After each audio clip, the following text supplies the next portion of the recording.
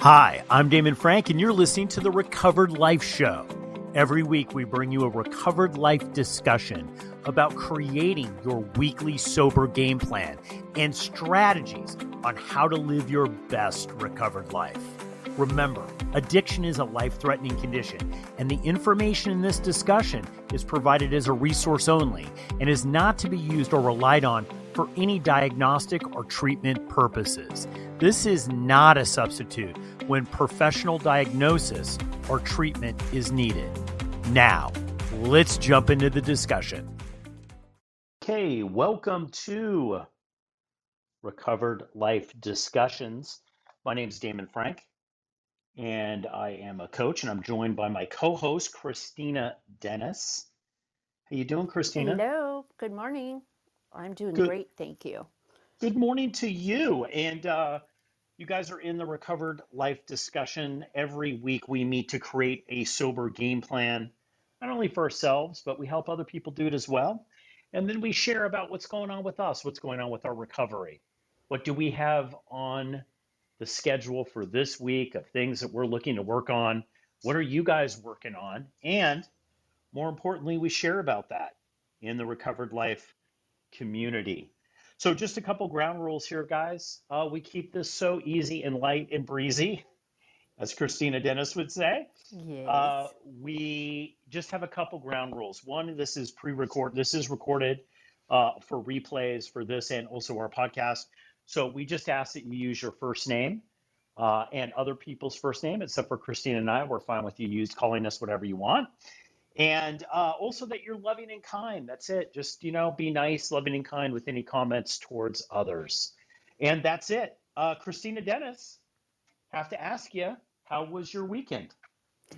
it was a great weekend. It really was. I did a lot of rest and worked a little bit. I recorded a podcast on Saturday with a great person who is in service with the Recovery Podcast. That was a lot of fun. And well, my mother-in-law is coming to visit this week. So yesterday I had to do a little more than the Instagram cleaning that I often do um, to be prepared for her.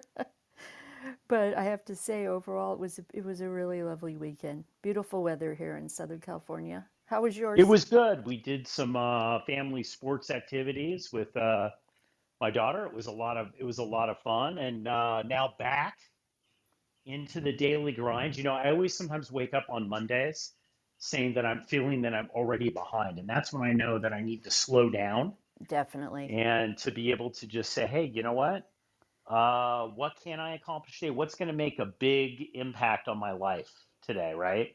And that's got to start with a little bit of, reading some spiritual stuff typically. Mm-hmm. Mm-hmm. Our Recovered Life community is a huge part of this. We've been working on our new community platform, which is hosted on Volley.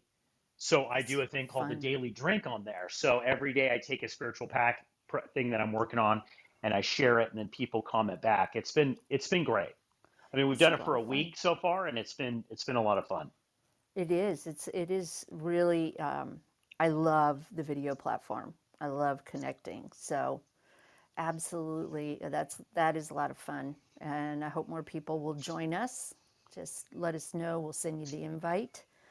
But I love that I got your volley this morning and listened to it. It was beautiful. It's about self-awareness, and it's just nice to have the structure to wake up and go, okay, I'm going to connect with my recovery. Some Mondays I wake up and there's anxiety already and like I have my mother-in-law coming to visit and she's lovely and wonderful, but making room, and putting the list together and all that, I could easily go there and forget about my self-care and forget about, taking the time to figure out where my nervous system is and my spiritual connection. And so I really like this room for that reason too, because it orients me to remember, like, I'm not helpful to anyone if I don't take care of myself. I'm not Absolutely. helpful to, I'm not able to be present. That whole day could go by if I haven't started off Monday thinking about what I need to do to stay connected. Absolutely. As recovery coaches, a lot of the times, Christina, I find that it's important to eat my own dog food. And what I mean by that, right, is that like, look, if this is what I'm serving to my dog, I need to eat it too, right? Not that. But it's kind of like you got to do what you tell other people to do. And You do. um, and this is big because I grew up in a recovery culture where I was around really kind of strong men and women who Mm-hmm. told me, that gave me light and sometimes not so light messages Right. about what I needed to do. But it's interesting. They were honest with me. They said, like, look, if I'm telling you to make your bed every day, I'm making my bed every day, you know? Right. And I think it's important to just get back to the basics a lot of the times. On my recovery checklist, one of the basic things that I ask myself is, what is the most important thing this week for me? And of course, on top of that list always is staying sober, right? Right. So I know that magical combination for me in staying sober is I'm going to need community. I'm going to need a spiritual connection. I'm also going to have to work on issues that I'm working on, right? Mm-hmm. And then I kind of plan my week around that. I think one of the things that a lot of people think is when they get sober is, well, now that I have this big life, I've got to plan recovery around my life. Sure. And I found that it's really the opposite way around, that you need to plan your life around your recovery. Totally. I mean, truly, I won't be connected if I don't. I won't be connected and present if I don't do it. And it's not like I do it well every day. There's plenty of days that I wake up and it isn't, Saturday I slept in and didn't necessarily do my disciplines right first thing in the morning. And I could tell a difference. And knew, like, okay, that actually is what makes me feel good. It makes me be present. It makes me allow the anxiety to kind of stay at bay, and I can actually enjoy my life. So I agree with you. And being around people who also have those same disciplines and share them helps me remember so much that I have a huge opportunity every day to do what I need to do, Yeah, this is always that thing, they say in the airlines, put on your mask first before you affix it to somebody else. right? This is the whole thing. I found myself cruising down towards Orange County, headed towards you, towns where you live. And I was driving down the road and I realized it was early in the morning and I'd already been in 3 or 4 conflicts. Chaos Mm-hmm. is already, I forgot to get this. I need to get this. I'm running behind. And I realized, you know what? I haven't taken time out to just touch base and connect with that spiritual Wi Fi that is always present. And I always have 5 bars, right? Mm, And to connect with that before I go throughout my day, because that is my protection. Because as we know with people in recovery, we only have a day at a time. sure. Really true. So, guys, you are in the Recovered Life Room, Recovered Life Discussions. Every week we talk about creating a sober game plan and we share it. Like, what are you working on this week? What worked last week? What did you feel that you fell short with last week that you want to incorporate into this week? We'd love to bring some people up to discuss. Kat is here. We always love to hear what she has to say. How you doing, Kat? Morning. Hey, good morning. Good to be here. Thanks, Damien. Thanks, Christina. Um, yeah, I mean, I really, really needed this room this morning. As some may know, Meredith, Christina, I mentioned I'm going through a breakup, and it's awful.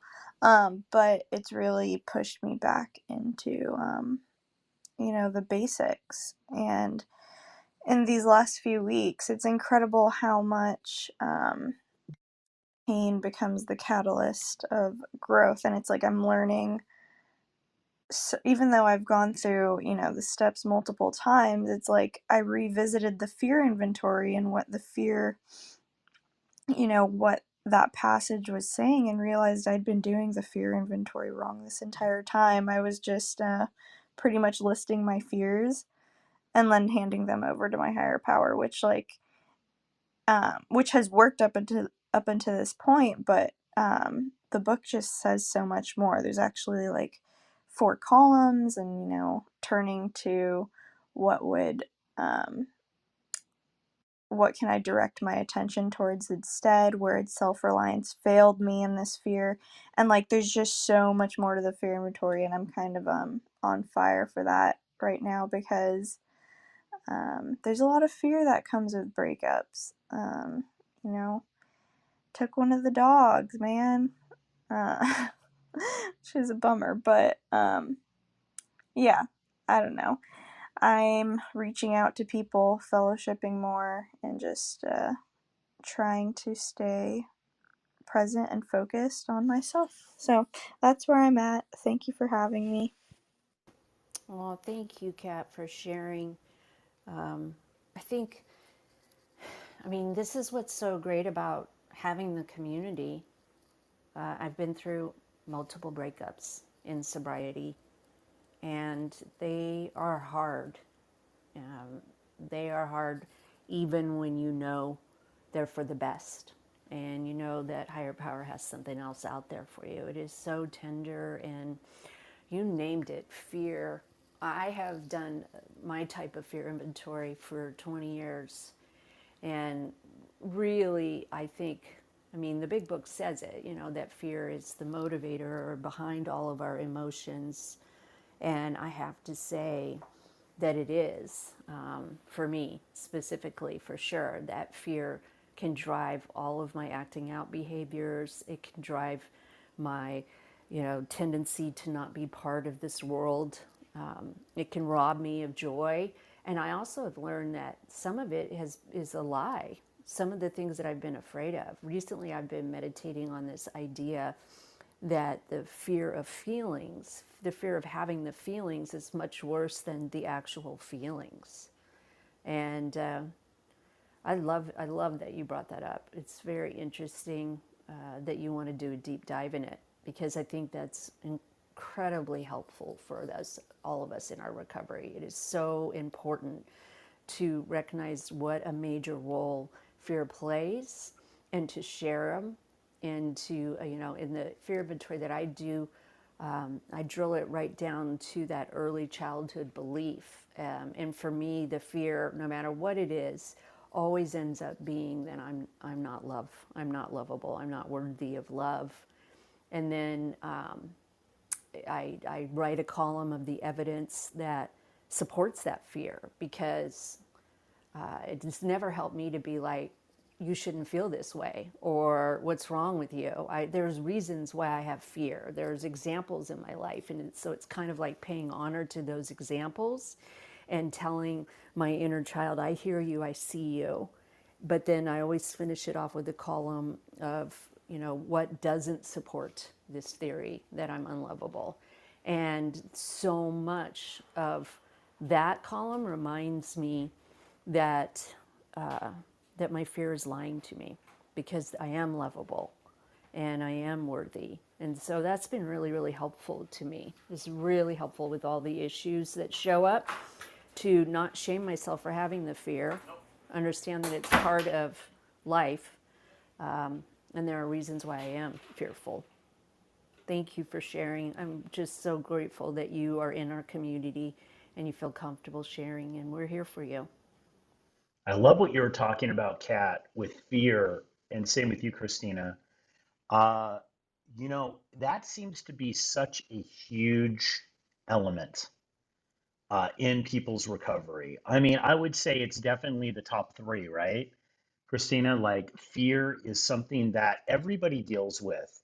And I love one of the things that you said too, Christina, about how you ask yourself some of these questions. I'm really big on being careful about what I ask myself, because what I found is that I set myself up, like I con myself. So if I say, like, well, what's wrong with me?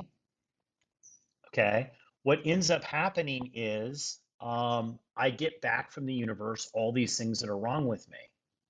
But when you said, like, what is out there in my life that doesn't support the thing that I'm not lovable, right? Doesn't support that.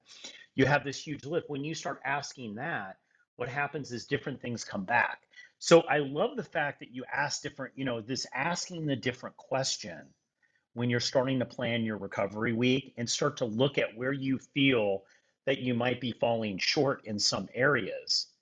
How do you do that? How can you rephrase these questions that you're asking yourself? Because I think so many times we're so damn hard on ourselves in recovery.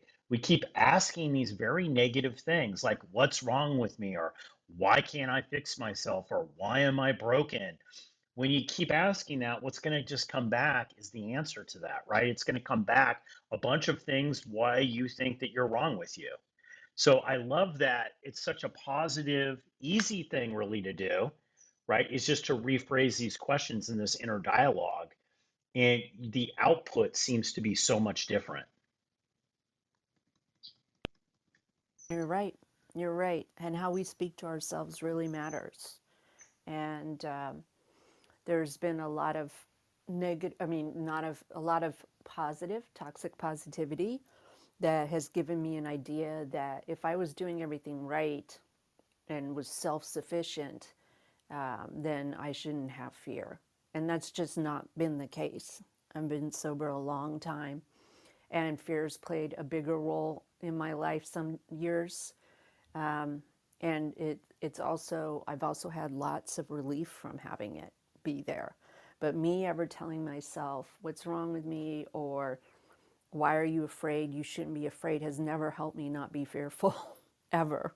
And so it's a matter of eliminating what doesn't work. And so with that third column that I do that says, there are reasons why I'm afraid, is me communicating to my little Christy that I hear you and I see you and I understand that you're trying to keep me safe, and I'm aware.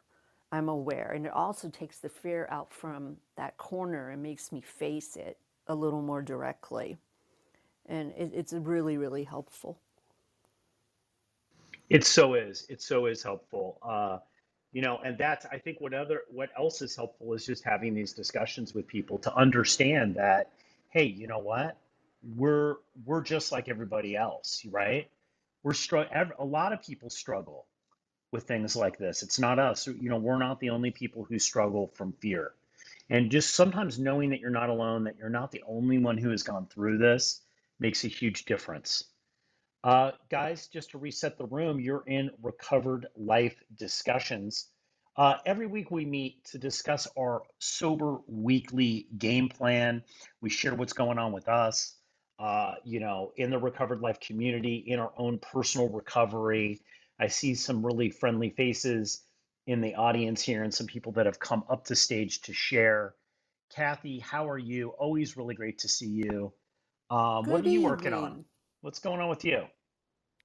Hi everybody. I'm Kathy. I'm an alcoholic. I have a business trip to go to in London on Thursday and Friday, and some of you have heard me droning on about this before, so apologies for repeating myself. But I've found the circumstances around it very challenging, and I've taken my steps to. And yeah, it's about fear. It's about fear. I'm scared. I'm scared of what I'm going to be away from my routine. Who am I going to be? So some of that is tied up in the actual work stuff, but more of it was tied up in, am I still going to be sober? And I've done my planning. I've done what I can to mitigate it, and a lot of the fear goes with that. For me anyway, planning and taking steps is powerful for me, and I believe I've done enough to stay me, because I'm seeing people that I know. That always helps. So my community is on the road this week. Kathy's going on tour, so different people will be helping me this week. I probably won't be on Clubhouse much at the end, and yeah, there's lots of challenges. There's doing a full day of work without any breaks. That's a new challenge. There's going back to a hotel room, which is fully comped. That's a challenge.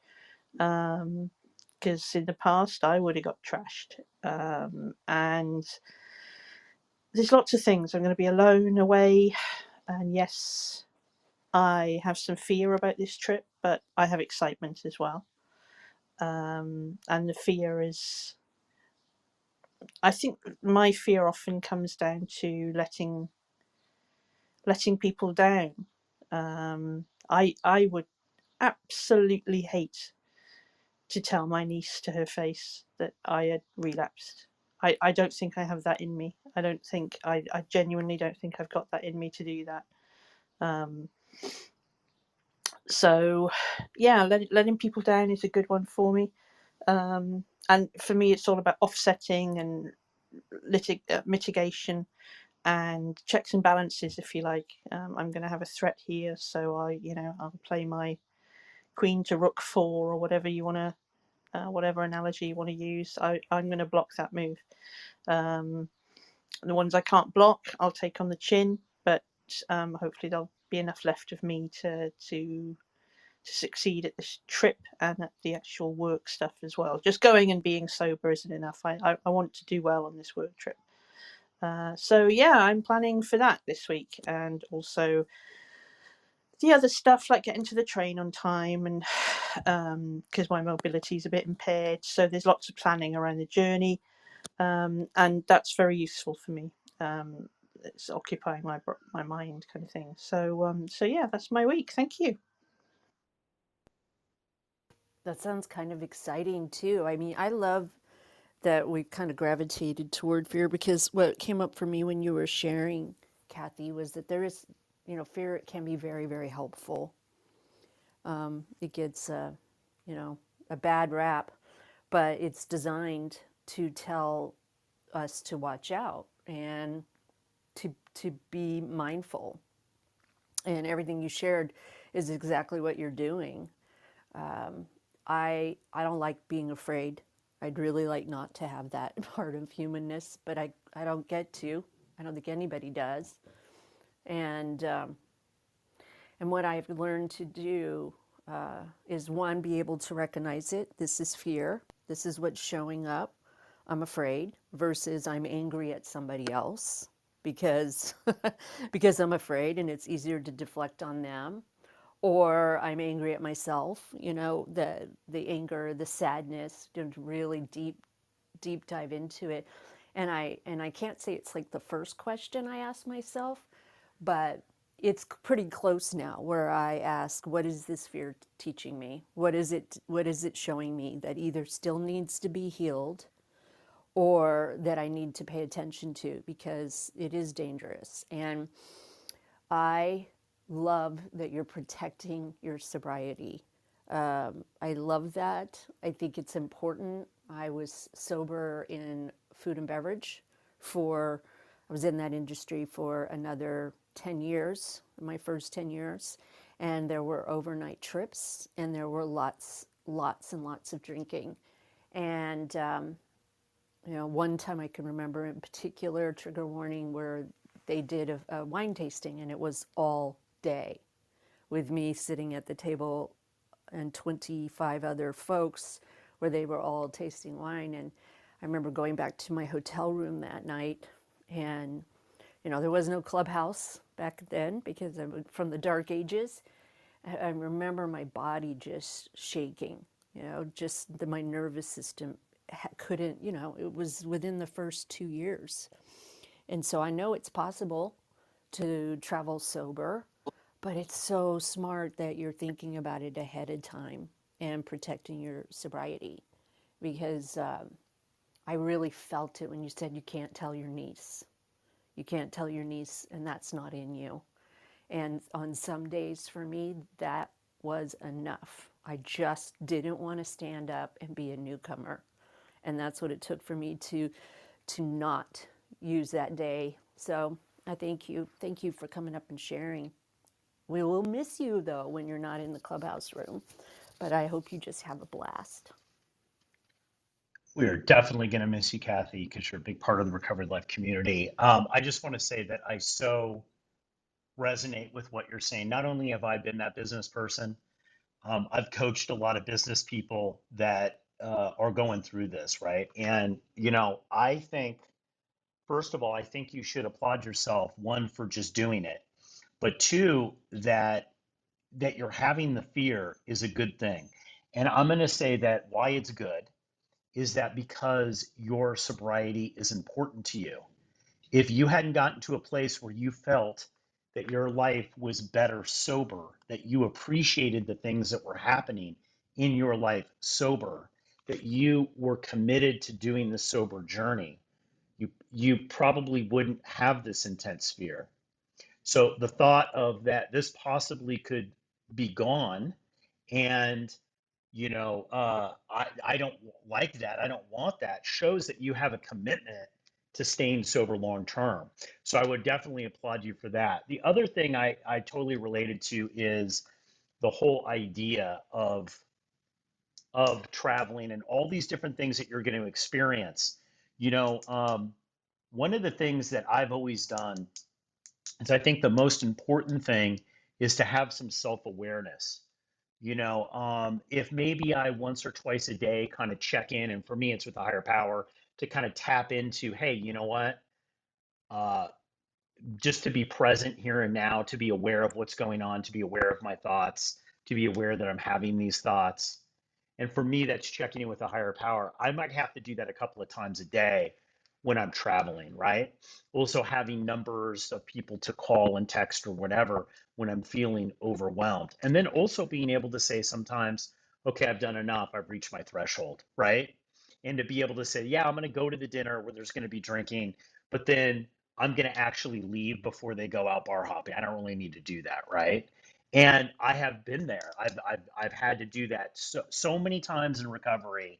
I can't even recall them all. I mean, it's been a lot, and I've gotten through them all sober, and you will too, right? And you will too. And it's such a great experience actually to have, because when you get through this, you're going to realize that you not only can do this, but you're going to be able to do this, and you're going to be able to be happy and enjoy yourself. And I definitely want that for you, and I know you're definitely going to achieve that. So thank you so much for sharing, Kathy. You're a really huge part of this group.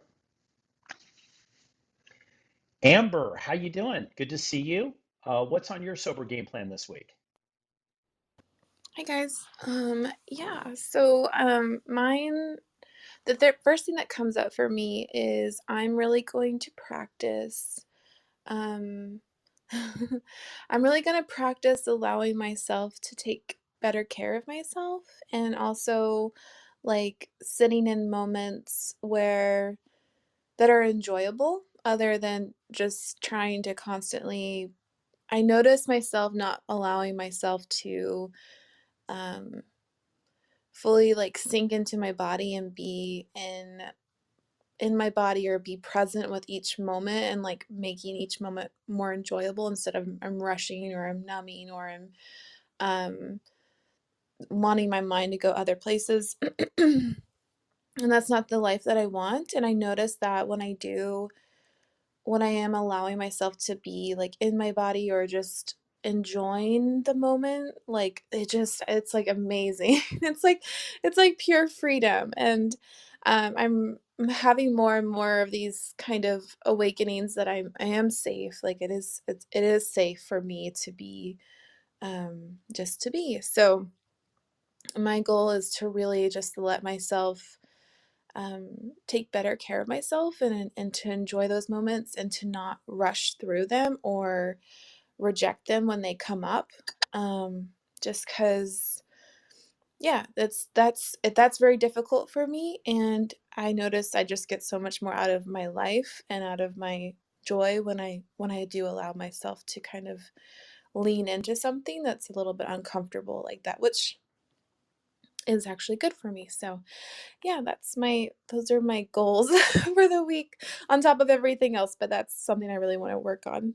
Thanks for letting me share. I love it. I love that. I'm with you, Amber. I didn't know how to relax.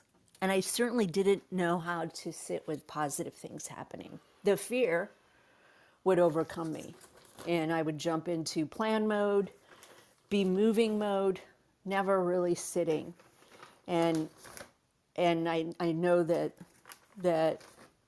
that it seems like I used to believe that I should just know how to do this. You know, like I should just know how to relax. How come I can't just be happy? Or how come I can't let something sink in? And eventually I had to understand, you know, through trauma recovery work, through ACOA, through working, you know, with a coach and a therapist, that I didn't know how to just do that. Like I have to learn it. And so, you know, I share a lot on this. It sounds kind of hokey, but I now have a discipline that between coaching and filming or doing any of the things that I do, that I go outside. I live in Southern California, so I can do this, you know, sink my feet into the ground, you know, put my face toward the sun and just breathe. And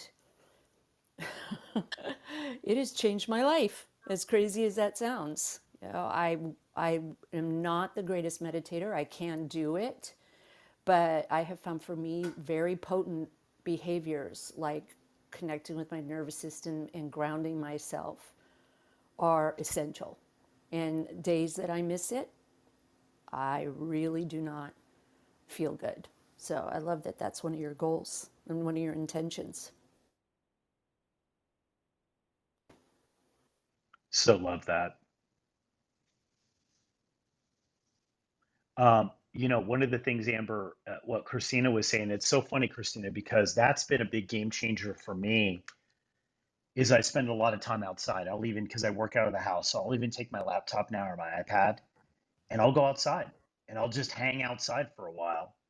And Friday, I worked all day outside. I've got a little workspace outside, was super productive, and just being in touch with not being locked up in a room, right?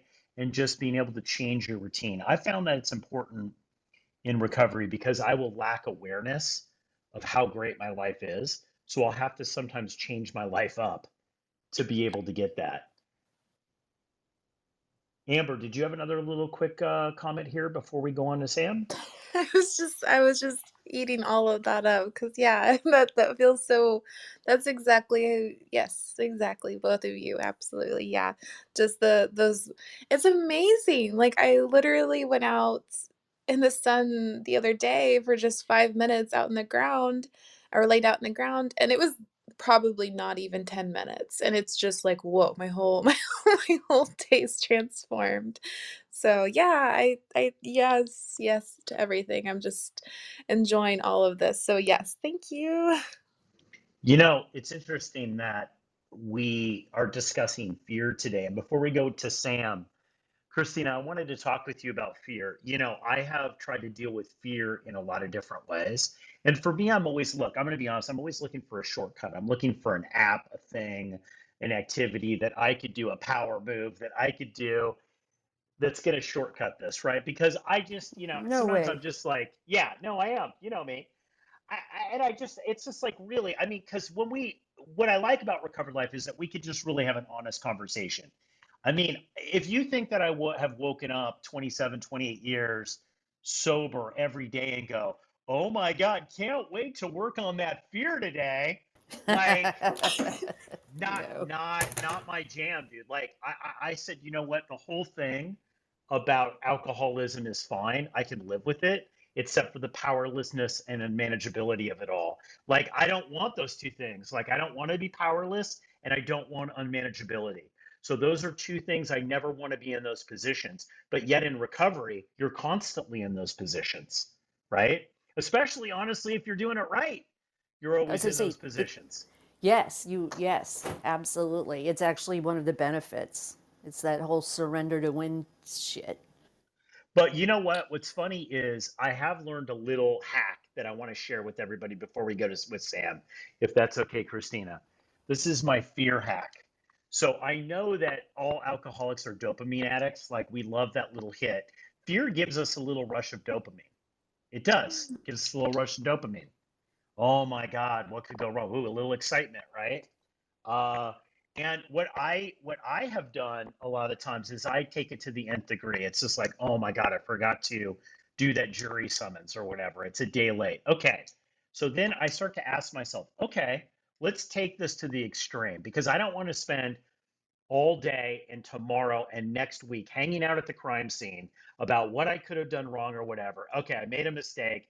I didn't turn it in or whatever it is, a parking ticket or didn't pay a bill on time or, said something I wasn't, made an amends, but then feel bad about it or whatever, whatever it might be that I have fear of, economic insecurity, this person doesn't like me, the litany of things, Christina. What I do is I say, okay, let's just take this to the worst case scenario if I struggle with it. I say, what's the worst that happens? All right. They find out that I didn't do the jury summons. I did it a day late.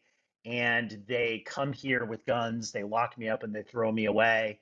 And, I have to make bail and it's, going to be 15 years before I get out and all that. And then, I'll go there for a second. And then I'll just say, okay, how realistic is this? And then I just laugh. I'm like, this is just absolutely insanity. It's like none of that's going to happen. Okay, I might have to pay a small fine. I might have to do it earlier. I might have to do that. And then I ask a question, can I live with that? And then it's just like, yep, okay, moving on.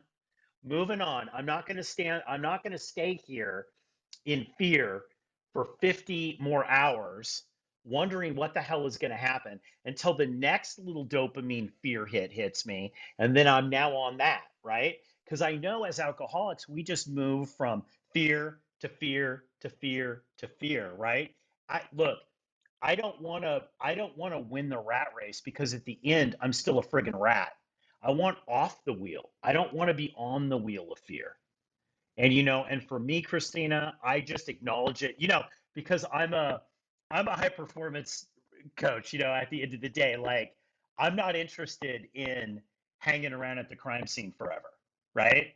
I want to just I want to address it and and deal with it appropriately and move on. I haven't heard that phrase in a long time, Damon. I used to hear it all the time.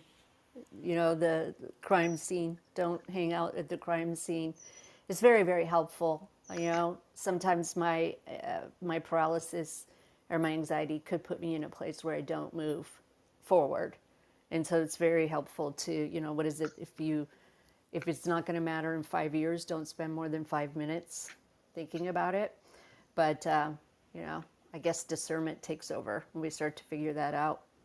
What Well, that is is what happens, important? right? Like we hang out at the crime scene until we become the chalk outline.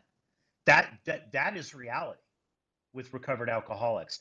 We will hang out in fear and misery and our own crap for so friggin' long until we become the victim of ourselves. And I think I think not identifying it. And I know that you do a lot of work in that, Christina, and I think that that's essential. You have to say, "Oh my God, this is what happens." Feel the feelings, and you have to deal with that. You do. You can't run from it, right? And just move into never-ending action. You have to deal with the feeling, right? That's something that's definite. But also you can't hang out there too long. You can't hang out there too long. You're not going to get that time back. And one of the biggest regrets I've had is that I stayed too long sometimes at the crime scene. And that hurt me when I should have just moved forward. All Okay. right, Oh, Sam. Sam, how you doing? Hi, yeah, I'm doing well. I'm like listening to this crime scene stuff, so I'm like trying to zoom back. But yeah, I think this week I'm trying to just just like keep doing what I've been doing. I'm like kind of in the middle of getting ready to move to New York, and I'm interviewing for jobs, and I started dating, and I'm like traveling. So kind of just like balancing all of that at once, like the things in front of my face. Like I think I finished my I think I just had my interview today and that was it. So that's really good. And then I'm just unpacking, and then I'm going to New York for my brother's graduation, where like my whole family will be in a room together, but like I know I'll be okay. Um, and yeah, then I'm going to California and I'm going to be around people who are like probably drinking. And I also feel like decent about that. But yeah, just trying to like keep doing like the next thing. And like today is my 6 months off of benzos and like all my medication. So yeah, just like continuing to show up and like know that I can rely like on myself and my higher power. But that's it. Thanks. Wow, that's a lot. You're going through a lot, you know, and I think that it's awesome, especially the fact that you're here sharing about it and taking the time. Congrats on the 6 months. That's a big deal. And it's to be present in our life when we have all of the things that are showing up, because of course they do. When we're living full lives, these new stressors come up and they show up. And to be present and decide, you know, how to be conscious in our choices and connect and feel the feelings, but do what we need to do is a gift. It's a gift for the program, or for recovery, I should say. Not everybody goes to the program who's in recovery, and I respect that. But allowing ourselves to, you know, kind of, I mean, this is the reparenting. Like, wow, that's a lot. New job, new, you know, move, relationship. I mean, those are the big ones. Those are the big ones. And the gifts of being in recovery means that we get these opportunities to have big, huge transitions. And I think it's awesome that you're here, you're being mindful, you're taking the next indicated step. That was really hard for me when I first got sober. I wanted to plan. You know, I wanted to be at 5 years of sobriety my first 2 months. I was like, yeah. I don't want to deal with this stuff. I can do the 12 steps in 3 weeks and then I'll be done. And that just didn't happen to be my experience. I needed to learn and keep learning and keep going through the growth and the trauma, you know, work. And I'm grateful. I'm really grateful that life has afforded me those same kinds of opportunities. But showing up and staying conscious, there were a lot of times I didn't. You know, there were a lot of times that I shopped it away or definitely acted on my codependency, but I never picked up a drink and I stayed on the path. So I'm really, really glad to know you, and we'll be here cheering for you. You know, family, all of that. That's a lot. Good for you for being here, hon. Sam, congratulations. That is just so amazing that you have all of this great stuff. It made me think a little bit about things that had happened in early recovery for me. And, I sometimes sit back and I think about that a little bit. And, one of the regrets I had was not enjoying things a lot more, right? I was so afraid that I would do it wrong, or I would relapse, or this would happen, that happened. And now that I've got a little bit of water under the bridge, right? And I've been down the road a little bit. I look back and I said, man, I wish I would have maybe enjoyed that a little bit more. I found myself, you're much more ahead of where I was in my recovery at 6 months, but I was in my head a lot, right? And so I would go in through like, thinking about it. I'm an addictive thinker. So I'll strategize, okay, well, if this goes down like this is going to go down like that.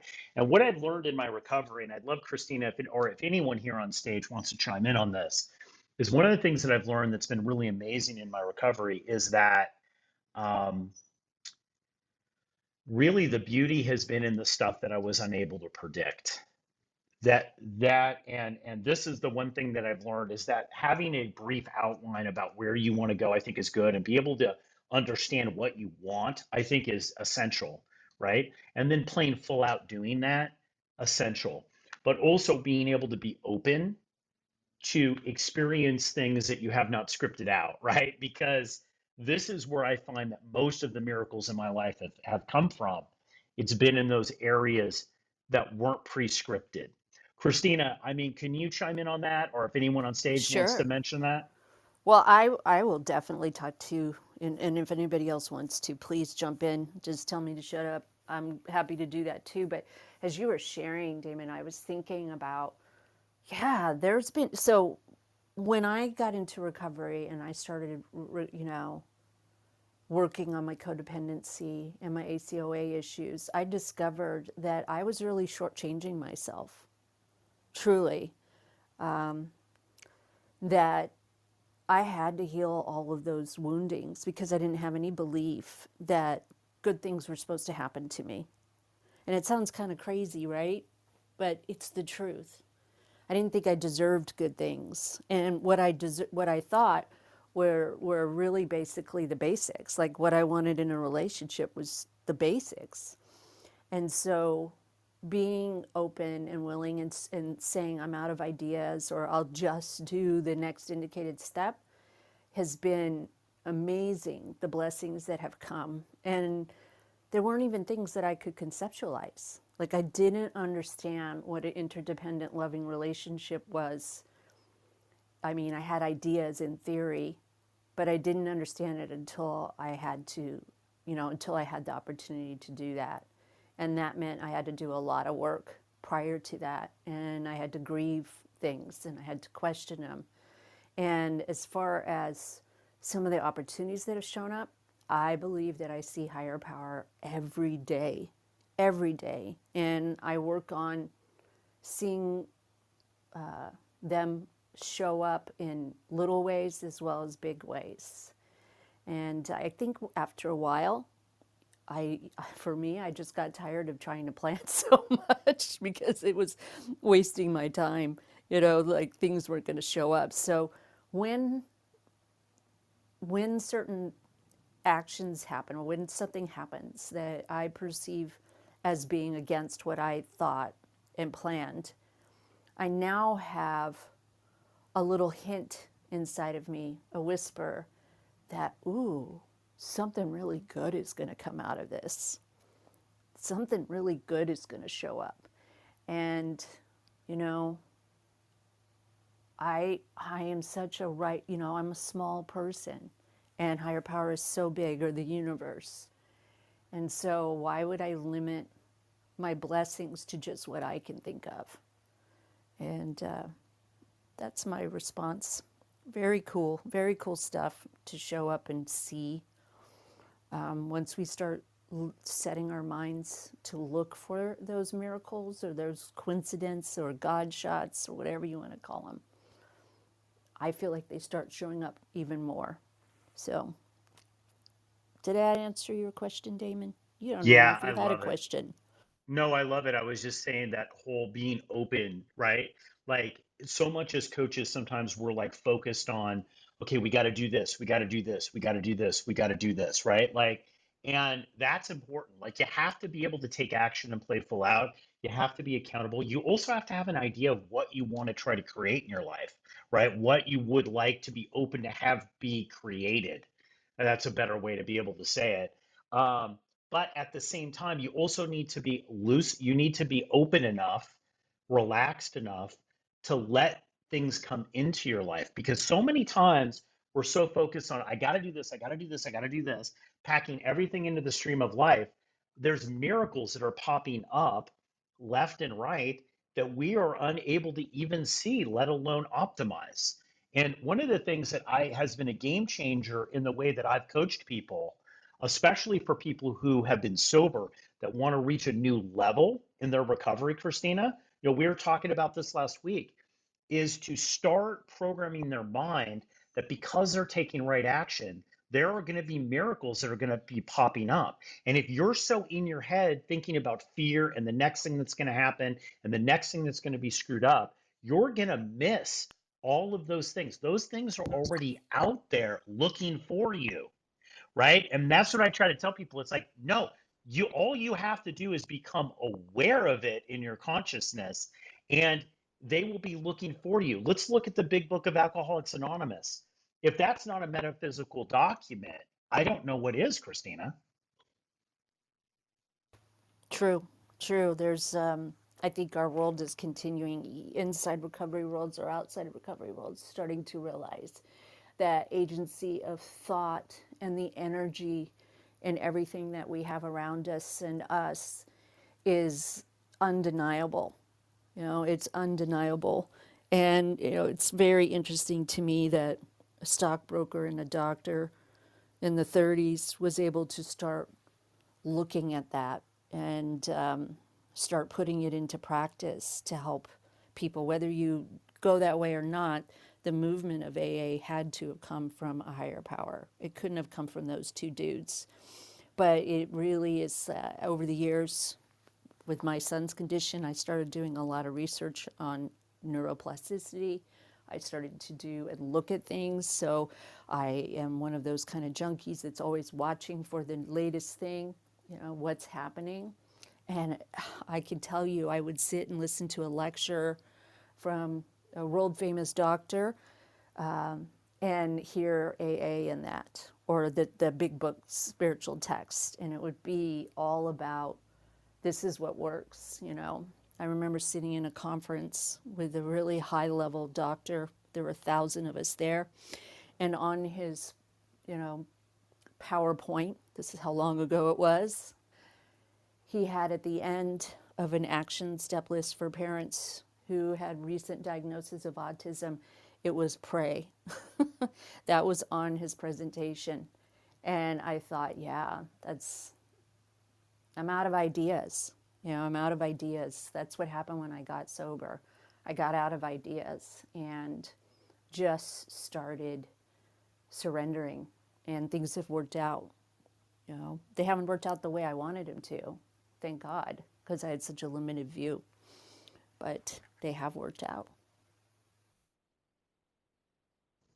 Yeah, I always heard it's like, I remember early recovery, somebody was lamenting that I got sober with. It was like in my peer group and had under a year, and he was complaining that life wasn't fair. And this guy had a lot of chaos that was when he was drinking and had gotten into a lot of trouble. And I remember this old timer turned and said, every day you should thank God that life isn't fair, because if life was fair, you'd be in jail. Right. I never, and I always forgot about that. So every time I say that's not fair, I said, well, I better reevaluate what fair is. So true, so true. I think, one of the things that, as we get to the end of the room here, that I wanted to say, one of the things that has become very apparent in my life, and, Christina, you and I talk about this a lot. Like, somebody'd ask, like, hey, what do you and Christina talk about when you're not on air? And we're on air a lot. We did the Recovered Life show this morning. We're doing that live 3 days a week. We've got 4 clubhouse rooms plus everything else we're doing. And one of the things is I think we talk about self-awareness, right? Like, that's the thing. It's like, how could I become more open to what's already happening in my life? Not necessarily how can I create more in my life. It's more, how do we become open to it? And this is something that I've worked into my weekly game plan of recovery, is how do I open myself up to be a receiver of the great things that are happening? Well, tell us, how do you? I Well, want I to think know. awareness, I think awareness is one of the big things, is like becoming aware of that you can receive. And I know with codependency, you work a lot about the receiver, right? About codependents have a hard time receiving good Yeah, sometimes. I, I mean, that's a huge thing. I think humans have a hard time receiving, Yes. the letting go of the fear and just having that hope that, good things will come is a very vulnerable position, and it's very frightening. Marianne Williamson's really great quote about it's not failure that I am afraid of, it's success. And I have read that in several business books, The Big Leap, where it's not the good things that scare me. It's not the bad things that scare me. That seems very normal. It's the possibility of being vulnerable and open to receiving and then have it taken away. And so it's something for us all to work on. I use an affirmation: I am open to receiving I deserve to receive. And I continue to say that so that I will remember that there's a little part of me, that still has a problem with it. Are you doing a 10 key over there? I have I have something. Please, Amber. Okay, so I know for me, I this is something I really struggle with, and the one way that I've kind of worked with it is that I've started just to practice it, just to take it on as like a new practice, or as a new habit. And so anytime somebody offers help, or anytime somebody is offering something, or whatever, or is asking or wants to do something for me, normally I'd be like, no, I got this, like whatever, don't worry about it. But I try to stop myself and accept it. And it may be on a very small level of like accepting the just a very small part of it. But I've noticed that the more that I have to keep up with it, and it can be really uncomfortable just to accept a little bit, but I've noticed the more that I can be consistent with the practice of it, and then really enjoying the receiving too, like really like showing that I'm really enjoying it, and also just expressing how awesome it is really helpful too, because then it makes the other person really excited too. So it's like, anyways, I've that's a practice that I've started, and it's actually been really helpful. But it is a practice, and I have to be consistent with it and remind myself every day of it. Ooh, I love that. Yes, I was told my first year of recovery, you are not allowed to give anyone a gift for 1 year. You are just going to receive. And that was really hard. I loved the control I felt when I was blessing other people.